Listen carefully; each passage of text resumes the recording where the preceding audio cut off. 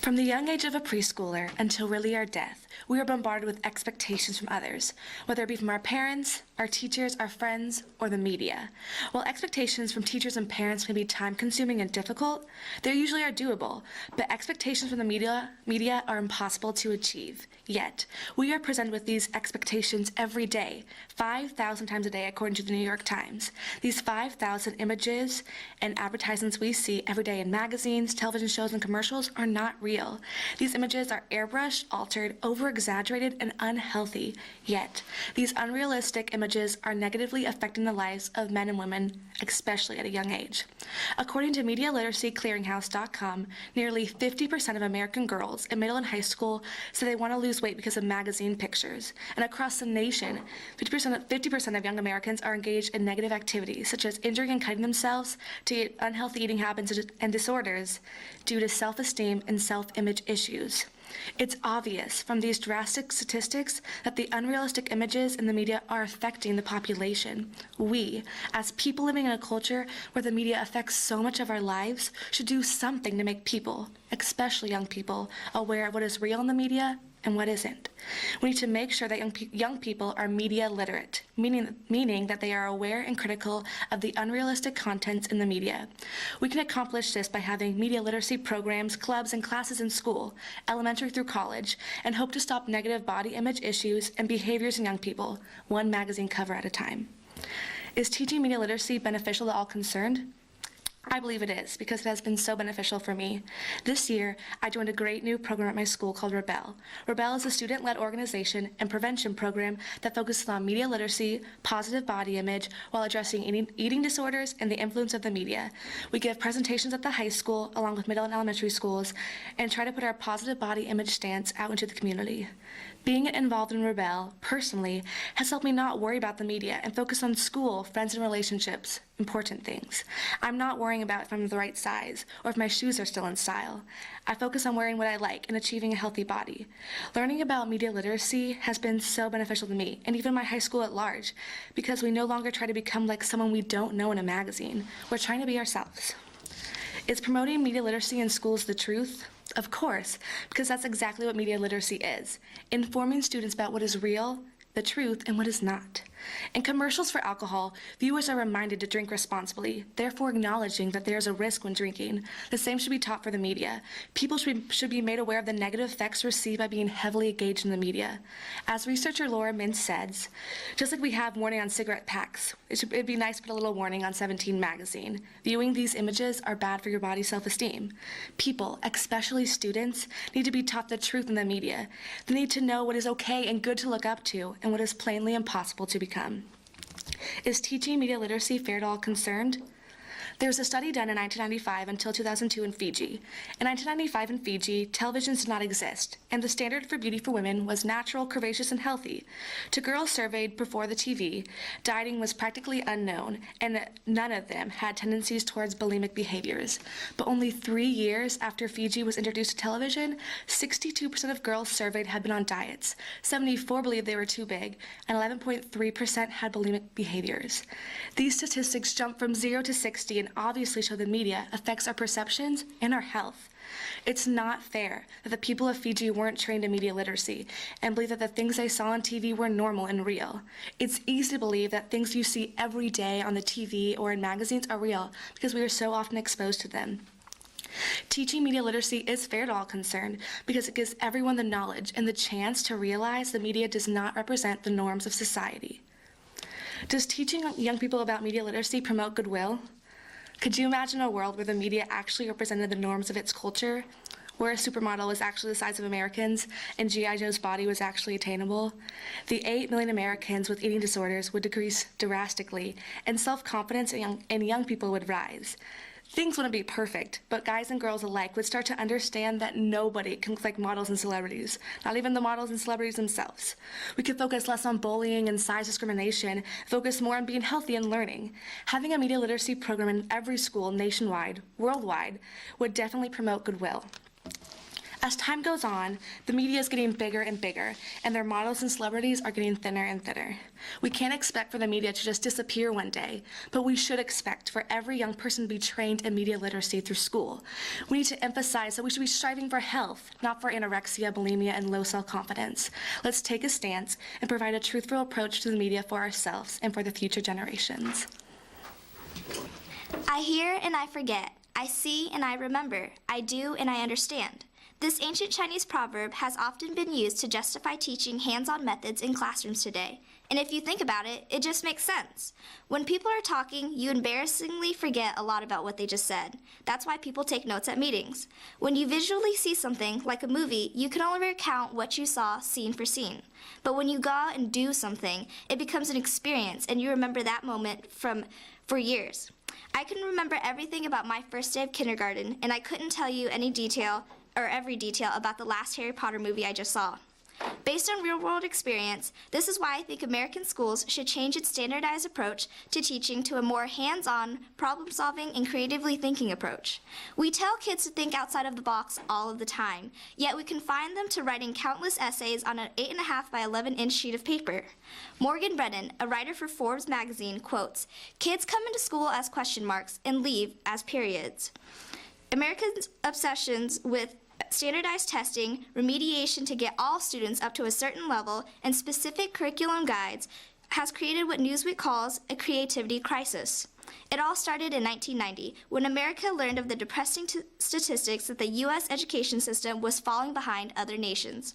That's when the big shift to rigorous teaching began.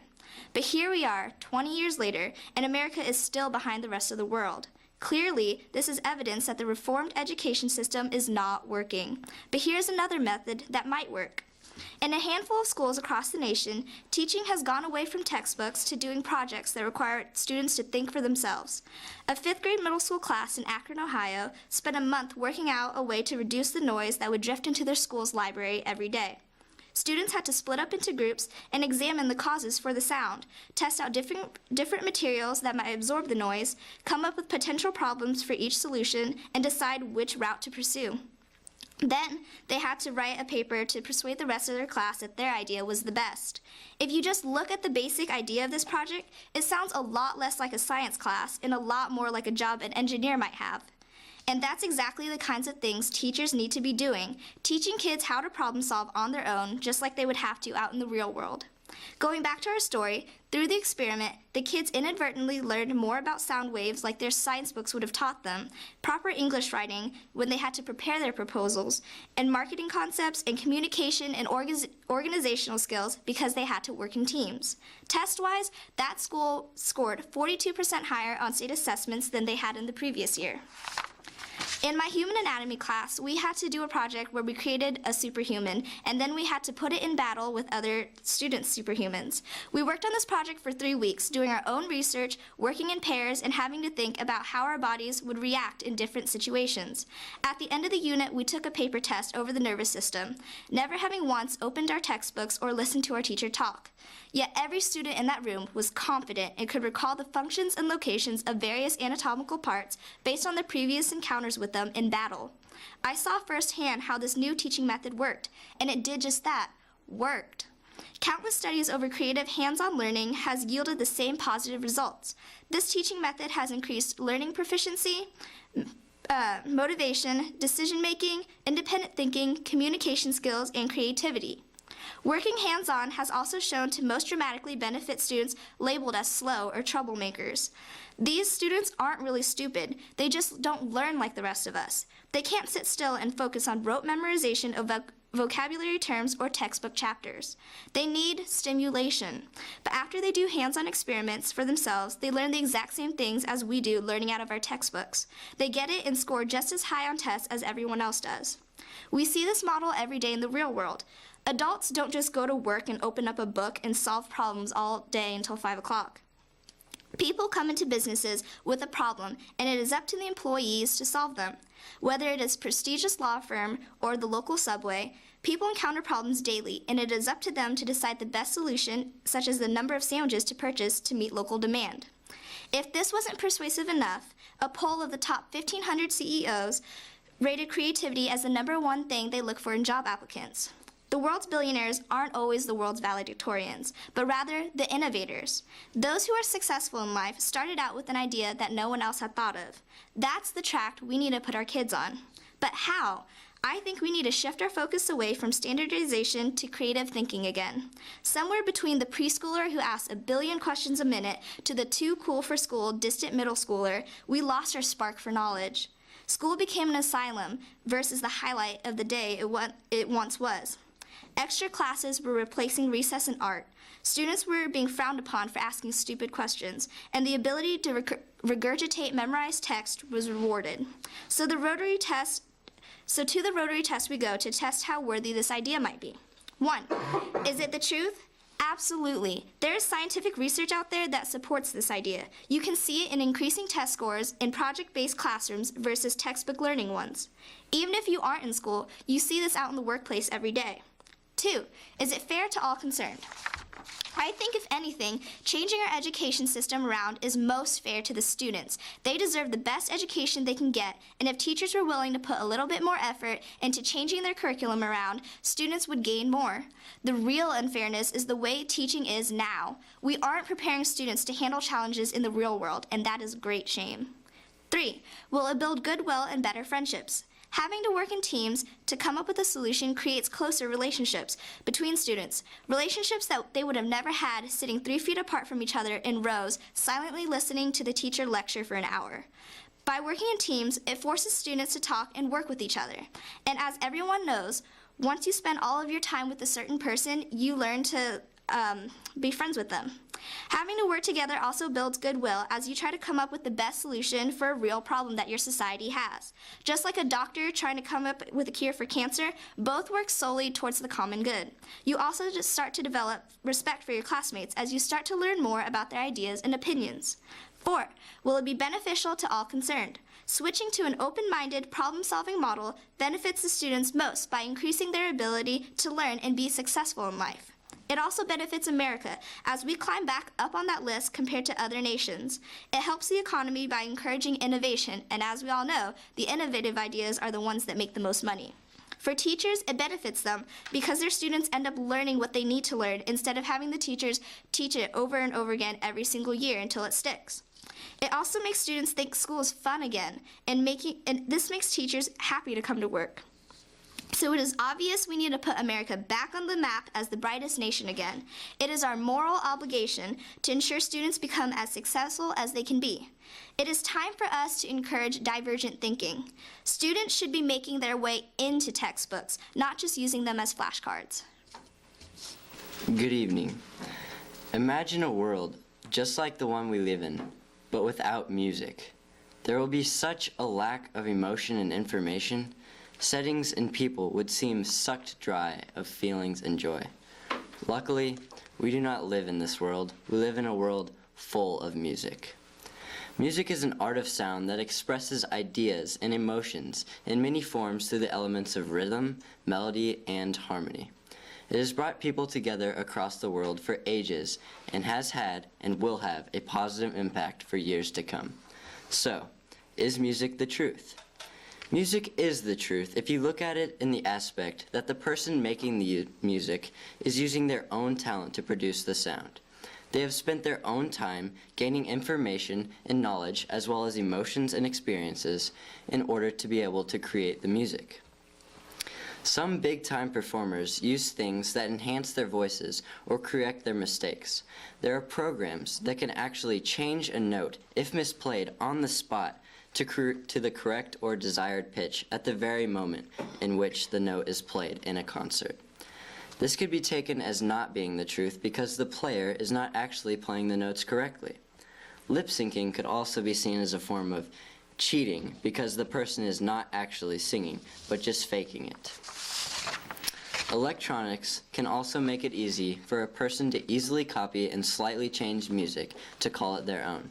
But no matter how the music is produced, the finished product, what the listener hears, is the true sound. It is the truth. Is music fair to all concerned? Music is fair to all concerned because anyone can make it and everyone has the right to listen to it. Just about any object can be made into an instrument of percussion or tone. Have you ever heard of the group called Stomp?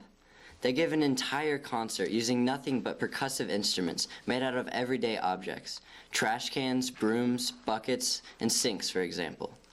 Also, almost every human being has built-in instruments. Voices, whistling, humming, clapping, stomping. You get the idea. Anyone can make music and anyone can enjoy it. Even the deaf can feel vibrations and thereby enjoy and appreciate music. After all, music is just vibrations that are picked up by our eardrums. Looking from a different angle, some people possess innate talent to produce music and understand it. This may not seem fair to the musically challenged people, but anyone can practice and improve their skill in music. Really, the key to producing music is what my dad calls the want to. Like many things, sports, homework, or job success, you have to want to do it in order to actually succeed in doing it. Anyone can have the want to, and everyone has the right and talent to go out and try to learn and produce music. Audiences may vary in their enjoyment, but anyone can produce music, so music is fair to all. Will music build goodwill and better friendships? Music does and will build goodwill because it motivates people. It helps with relationships between people that like the same types of music, and most of our society is based around music. Have you ever participated in a sport? If so, you know that before your race, game, or event, it helps to get pumped up to have the best performance that you possibly can. A song like Eye of the Tiger from the movie Rocky has a history of pumping people up and motivating people for something, sport-related or anything otherwise. It's the eye of the tiger, it's the thrill of the fight, rising up to the challenge of our rivals. Groups and teams will frequently use a song like this to bond together toward a common goal. School fight songs are great examples of this goodwill and friendship building. Another example is playing the national anthem for the gold medal winners in the Olympic Games. Competition is fierce, but goodwill is shared as all nations listen and pay respect to the music that is meaningful to their opponents. Music is an amazing and effective tool for building goodwill and friendships. Will music be beneficial to all concerned? Besides building goodwill and friendships, allowing expression of creativity and audience enjoyment, music has additional benefits. Have you ever used music to help memorize something, such as a Bible verse or a school assignment? My entire third grade class learned the 50 United States in alphabetical order, and I bet most of us can still sing them. Sesame Street is a show that really made use of music to teach basic concepts to children. I haven't watched that TV program since I was probably 4 years old, but I still remember many of their jingles, like the one that taught me about what a library is. In the library, you can find books of every shape and kind. In the library, the library. There's something about music that really makes strong connections in the brain. Speaking of the brain, memory is located in the same area as the brain as musical functions are, the frontal cortex. Alzheimer's disease robs people of their memory over a period of time. Studies have shown that when some Alzheimer's patients listen to music that was formerly familiar or favored by them, it produces some sort of spark to their memory. In addition to enjoying the music while they are listening, they are able to recall some basic speech and memory. Some patients who have completely lost their conversation skills can hold a steady conversation because the music jogs their memory. I think that music is beneficial to all concerned. For some people, it earns them a living. For others, it makes good entertainment. For others, motivation, relaxation, excitement, concentration, memory. You get the picture. Music can do just about anything for a person. In conclusion, music is the truth. What is produced is what you hear, and it is real to each individual. It is fair to all concerned because anyone and everyone can produce it. It builds goodwill and better friendships by motivating and uniting people. It is beneficial to all concerned by helping in learning and memorizing, helping to recall certain things that may have been forgotten, and in many other ways. Music will have positive effects everywhere for years and years to come. Thank you. Good job. Very good. Teaching music is not my main purpose. I want to make good citizens. If children here find music from the day of their birth and learn to play it, they will develop sensitivity, discipline, and endurance. They will get a beautiful heart. Shinichi Suzuki spoke these words, and he was the man that developed the Suzuki method for teaching music. I've been playing the bass for 6 years, and in the last 2 years, I've started to teach lessons. There are so many components that go into learning an instrument, and even more components go into teaching it. One has to have a full understanding of the instrument, music, and theory. I teach each of my students once a week. Within those lessons, I help them with their posture and tricks, so that way they will know where all the different hand positions are. I teach them how to read not only in bass clef, but also treble clef. Plus, we work